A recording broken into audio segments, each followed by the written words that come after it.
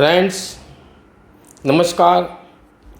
आज की वीडियो में मैं बात करने वाला हूँ संतान न होने का ज्योतिषीय कारण।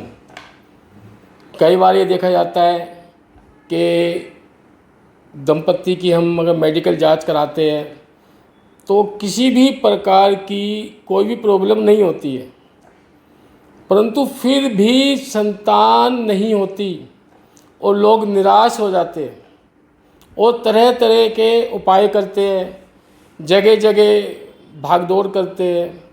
तो मैं आज उनकी इस समस्या का समाधान करने वाला हूं और फिर उपाय भी बताने वाला हूं, ऐसे अचूक उपाय जिनको अपना करके वो संतान की प्राप्ति कर सकते हैं।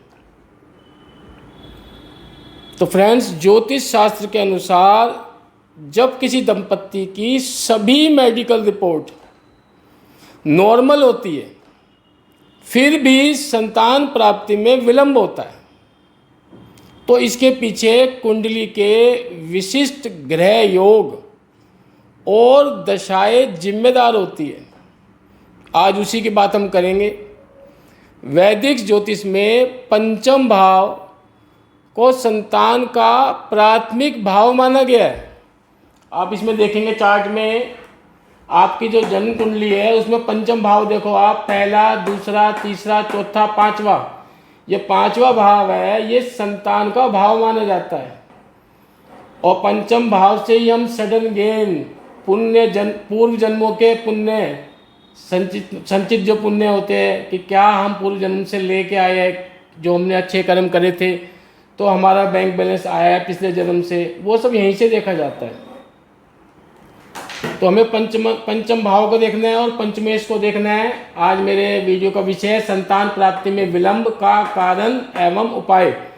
आज इसी की चर्चा करने के लिए मैं यहाँ पे उपस्थित हुआ हूँ और आपकी समस्या का समाधान करने के लिए। वैदिक ज्योतिष में पंचम भाव को और पंचमेश को संतान का प्रमुख कारण माना गया है। और इसके अलावा जो गुरु है, बृहस्पति ग्रह, वो संतान का मुख्य कारक ग्रह माना गया है। तो हमें क्या देखना है? पंचम भाव देखना है। पंचम भाव में पंचमेश की स्थिति देखनी है। पंचमेश जो पंचम भाव का स्वामी है वो किस स्थिति में बैठा हुआ है और गुरु ग्रह की क्या स्थिति हमारी कुंडली में है। तो पहले हम बात करेंगे, यदि पंचम भाव और पंचमेश पर क्रूर ग्रह का प्रभाव हो, जैसे शनि का प्रभाव हो, शनि वहाँ पे बैठा हुआ है पंचम भाव में, या पंचम भाव पर शनि की दृष्टि पड़ रही है, या पंचमेश शनि से प्रभावित हो रहा है, तो शनि जो है वो विलंब का कारण बनता है। शनि ग्रह विलंब का कारक है। यदि पंचम भाव में शनि स्थित हो या पंचम भाव या पंचमेश पर शनि की दृष्टि हो तो संतान 3 या 5 वर्षों से अधिक विलंब से होती है। शादी के 3 साल बाद भी हो सकती है, 4 साल बाद भी हो सकती है, 5 साल तक हो जाते हैं, क्योंकि शनि विलंब का कारण है। और यदि राहु केतु का प्रभाव आ जाए, पंचम भाव में राहु या केतु का प्रभाव होना पंचमेश पर या पंचम भाव पर, ये संतान प्राप्ति में अज्ञात बाधाएं उत्पन्न करता है, भ्रम पैदा करता है। मेडिकल रिपोर्ट समझ न आना, ये सब राहु केतु के कारण ही है। ऐसी स्थितियां बन जाती है और अस्पताल के, हॉस्पिटल के चक्कर लगवाता है। इसे हम पितृदोष या सर्पदोष के रूप में भी देखते हैं। यदि मंगल का प्रभाव हो पंचम भाव पर, मंगल के प्रभाव से रक्त संबंधी व्याधान देखे जाते हैं। गर्भपात की संभावनाएं बनी रहती है या अनपेक्षित डिले होती है। इसी कारण, क्योंकि गर्भपात की समस्याएं मंगल के कारण पैदा होती है और संतान कई बार गर्भ जो है वो गिर जाता है, वो समस्याएं हो जाती है। या संतान का जो कारक ग्रह है गुरु, वो कमज़ोर हो आपकी कुंडली में। ये पुरुष और महिला दोनों की कुंडली की बात चल रही है। अब आपके मन में क्वेश्चन आएगा, यदि पुरुष की कुंडली में पंचम भाव मजबूत है और महिला की कुंडली में पंचम भाव पीड़ित है, तो इसका रिजल्ट क्या होगा? तो यदि पंचम भाव पुरुष की कुंडली में मजबूत है, संतान का भाव, तो वह महिला की कुंडली को संतुलित करेगा और संतान प्राप्ति के योग बनेंगे। पर उसमें देखना होगा कि कितना पीड़ित है और पुरुष का जो है पंचम भाव कितना मजबूत है। तो वो इस चीज़ पे डिपेंड करता है। पुरुष और महिला दोनों की कुंडली में बृहस्पति संतान का नैसर्गिक कारक माना जाता है। यदि गुरु नीच का है, अस्त है या वक्री है, तो ये या वो छठे, आठवें, 12वें में बैठा हुआ, तिर्क भाव में बैठा हुआ है, तो ये आपके संतान प्राप्ति में शारीरिक रूप से स्वस्थ होने के बावजूद ये विलंब करा देता है।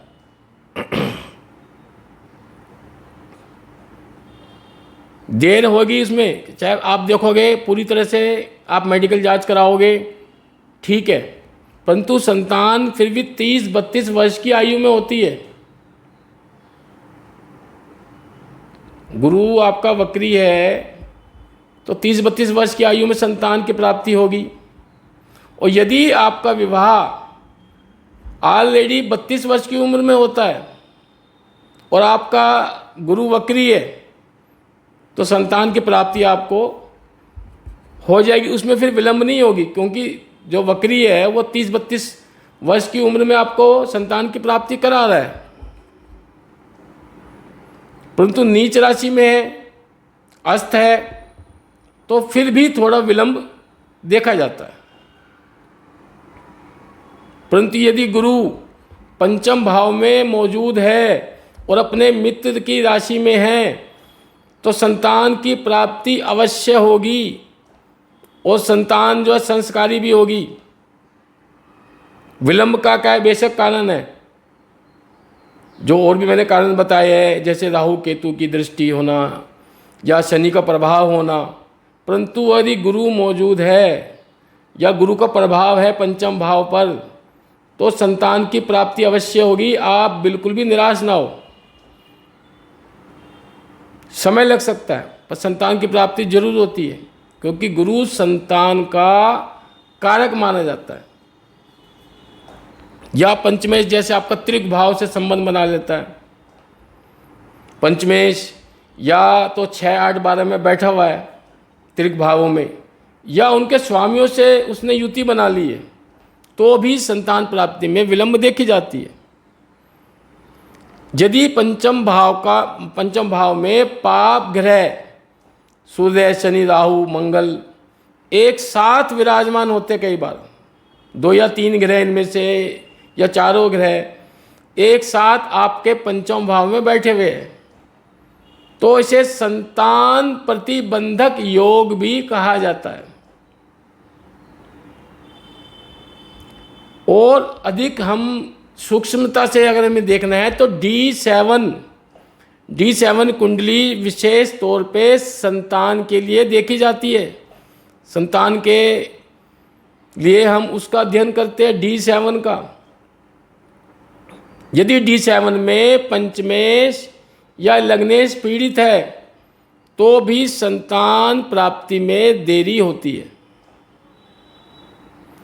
और कई बार सही ग्रह की दशा न होने पर भी संतान प्राप्ति में देरी हो जाती है।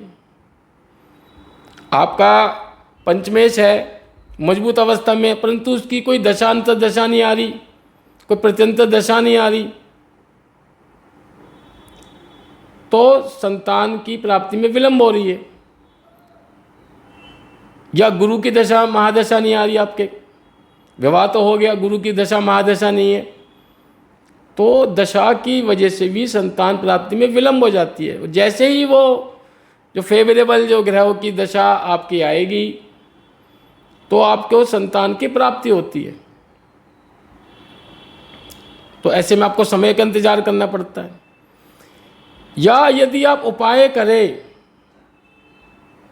तो यदि आपके पंचम भाव के स्वामी हैं पंचमेश या गुरु कमज़ोर अवस्था में बैठे हुए हैं और आप उपाय करें तो भी आपको संतान की प्राप्ति हो सकती है, पर इसके लिए आपको प्रयास करना पड़ेगा, विश्वास करना पड़ेगा ज्योतिषीय उपायों पर। आमतौर पर देखा जाता है कि जो आधुनिक जो हमारी पीढ़ी है आजकल की, वो इन उपायों को नहीं मानती है। माता पिता के कहने पर भी वो उपाय नहीं करना चाहते और उनके माता पिता निराश हो जाते हैं कि कब हमें पोते की पोती की प्राप्ति होगी, कब हमारा वंश आगे बढ़ेगा। क्योंकि बच्चे आजकल विश्वास नहीं करते, ज्योतिष पे विश्वास नहीं करते, ज्योतिष उपायों पे विश्वास नहीं करते, यहाँ तक कि देखा जाता है कई बार ईश्वर पे भी विश्वास नहीं करते।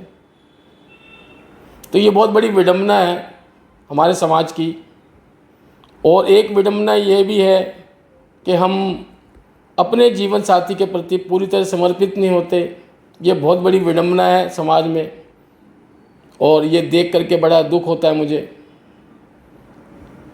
अब मैं बात करूँगा सबसे पहले उपायों की, क्योंकि मेरा कहने का अभिप्राय सिर्फ ये है, यदि हम अपने जीवन साथी के प्रति पूरी तरह समर्पित है, समर्पित से मतलब है कि हम कहीं एक्सटर्नल जो अफेयर नहीं कर रहे, कहीं पे हम दूसरी तरफ बिल्कुल नहीं देख रहे।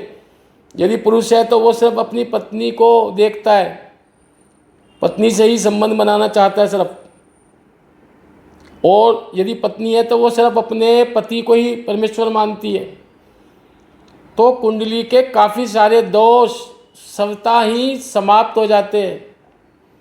यदि हम ईश्वर में विश्वास रखते हैं, ईश्वर की आराधना करते हैं, तो भी काफ़ी सारे दोष कुंडली के स्वतः ही समाप्त हो जाते हैं। ये सच है बिल्कुल, पर विश्वास करना न करना ये आपके ऊपर है। अब मैं बात करूंगा उपायों की, अचूक उपाय जिसको करने से आपको संतान की प्राप्ति अवश्य होगी। संतान गोपाल स्रोत का पाठ करें, संतान गोपाल मंत्र होता है एक, उसका उपाय आप करें, दंपत्ति द्वारा किया जा सकता है। विशेषकर जो महिला है वो इस उपाय को करे तो लाभ अधिक होता है। जो महिला है वो प्रतिदिन इस मंत्र का जाप करे, उससे फलदायी माना जाता है, अच्छे रिजल्ट मिलते हैं। और दूसरा उपाय है गुरुवार के दिन केले के वृक्ष की पूजा करें, क्योंकि जो गुरु है ग्रह वो संतान का कारक ग्रह माना जाता है। और यदि आपका गुरु पीड़ित अवस्था में है तो आप पीले वस्त्र और पीली वस्तुओं का दान करें और भगवान विष्णु की आराधना करें, विष्णु सहस्त्र नाम का पाठ करें, उससे आपका बहुत लाभ होगा। गुरुवार के दिन केले के वृक्ष में चने की दाल हल्दी डाल करके आप जल चढ़ाए और ओम बृहस्पति नमः का आप मंत्र का जाप 11 बार कर सकते हैं, या ओम ग्राम ग्रीम ग्रोम सा गुरुवे नमः का जाप कर सकते हैं। और एक देसी घी का दिया केले के वृक्ष के नीचे आप जलाएं शाम के समय। सुबह आप जल दें और शाम के समय देसी घी का दिया जलाए गुरुवार के दिन, तो आपका गुरु मजबूत होगा, शुभ फल देगा संतान की प्राप्ति कराएगा।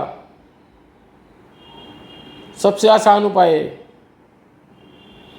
और तीसरा मैं आपको बताऊंगा पितृ दोष की शांति कराना। यदि राहु केतु का प्रभाव आपके पंचम भाव पे आ रहा है तो अमावस्या के दिन तर्पण कराए या पितृ शांति की पूजा कराए किसी विद्वान ब्राह्मण के द्वारा, उससे आपको संतान प्राप्ति के योग बनेंगे।